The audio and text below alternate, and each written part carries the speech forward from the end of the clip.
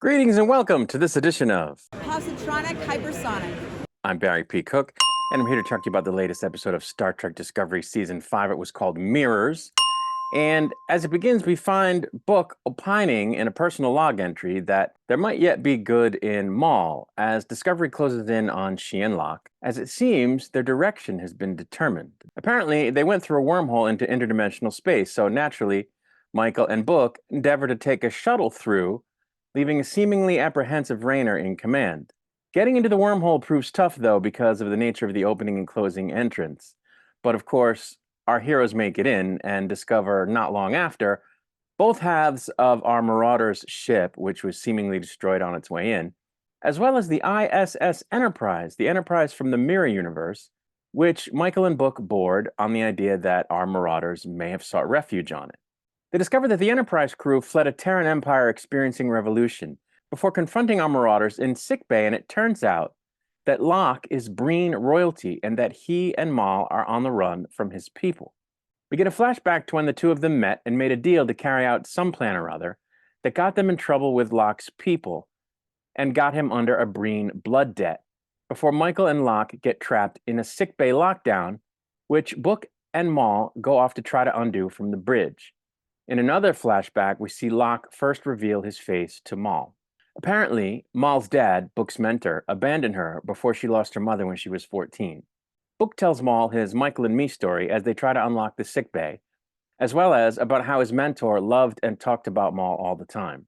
In flashback, Maul tells Locke she's off to pursue better contracts in Emerald Chain territory, so as to increase her wealth and go off to some fabled colony in the Gamma Quadrant before she urges Locke to go with her as they're confronted by his people. Back on the ISS Enterprise, Maul creates a power surge that takes down the force field in sickbay, at which point Locke and Michael fight, and the ship starts careening towards the wormhole exit. Book urges Maul to keep working with he and Michael to help them all survive safely after he and Michael's shuttle is destroyed, and Maul eventually agrees to do so. Locke and Michael keep fighting, and after Michael gets the new clue, which apparently was there on Enterprise, away from him, we see that he's been wounded, prompting Michael to say that they've got to get him to Discovery, even though they're in the middle of a Starfleet sickbay, and his wound seems relatively minor. In flashback, we see that Locke's people wanted him to kill Maul to redeem himself for consorting with her, as she's a lesser being, after they talk about how the Breen have two forms, including a fancy holographic-seeming one.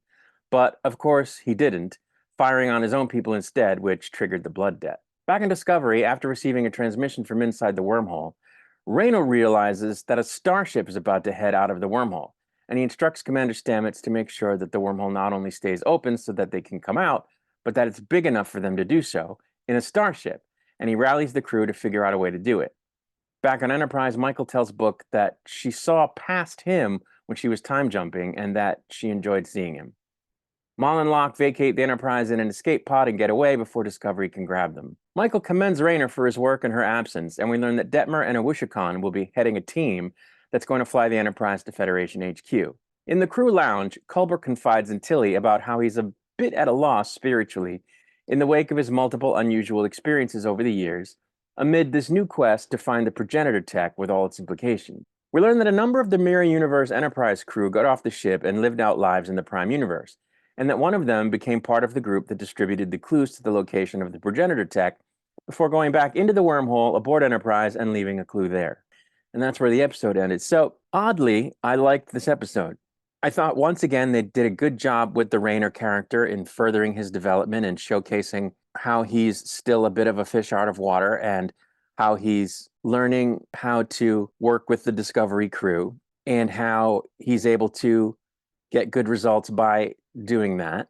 So I think that's great. They're still showing that. I liked that this episode felt more like an episode of an episodic show where the emphasis on the overarching plot was minimized in favor of what was happening in the moment, what was happening to the characters in the moment. I thought that this episode built emotional resonance and intellectual resonance there within that hour, instead of just having an hour full of dialogue that doesn't really mean anything as a vessel to get to the next point of the overarching story, which normally the episodes are. As I was saying, I thought they did that with the Rayner character, and I think they also did it with the story that they told about Locke and Maul and Book and Maul and all of that. I thought that they did a good job making us care about these characters finally, which up to now we really didn't. They were paper thin and you couldn't really care very much about them. They were villains of the week that just kept showing up every week. But in this episode, they finally gave us a little bit of their backstory. And I feel as though I understand why they are so committed to each other and committed to what they're trying to achieve, especially now that we know that the reason they're so desperate to get this tech is that they think it's the only thing that can get the Breen to lift the blood debt off of Locke if they find it and give it to them. And now I'm able to look at it and say, well, even if the Federation did offer them latinum or money or whatever in exchange for, them begging off the chase or working with them to find the tech instead of against them, they would turn it down because they're of a mind that you can't get out of a blood debt in Breen circles, but that maybe if they have this super extraordinary thing, they'll be able to this one time. So it now makes sense why they're so desperate to get it. It's just that the Federation doesn't know that or didn't up until now. And so why they didn't offer them money or latinum or whatever up to this point still doesn't make sense. But now if they don't going forward, at least that makes sense because Michael now knows that Locke is under this blood debt thing. So they cleared that up, thankfully. They also refrained from having too many subplots. The scenes with Tilly and Culber, there were actually two where he kind of, where she first recognizes he's kind of out of sorts. And then later, after saying there's nothing wrong, he goes to her in the crew lounge and he says, yeah, I'm kind of flummoxed.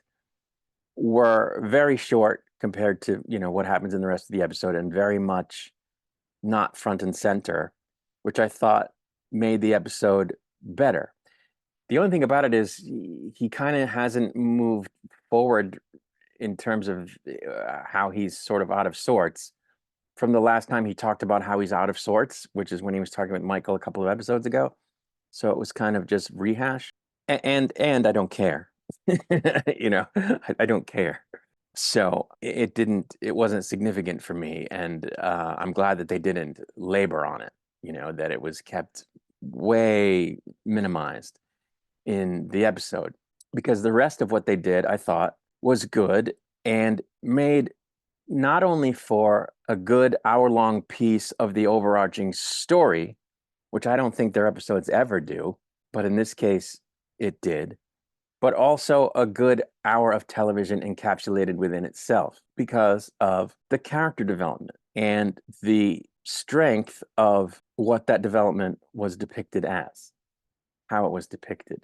So it seems like in the 5th season, they're finally doing some things right. I have more positive things to say about each of these episodes every week than I ever have in the previous 4 seasons. It's just a shame that it took them until the end of the thing to get it right.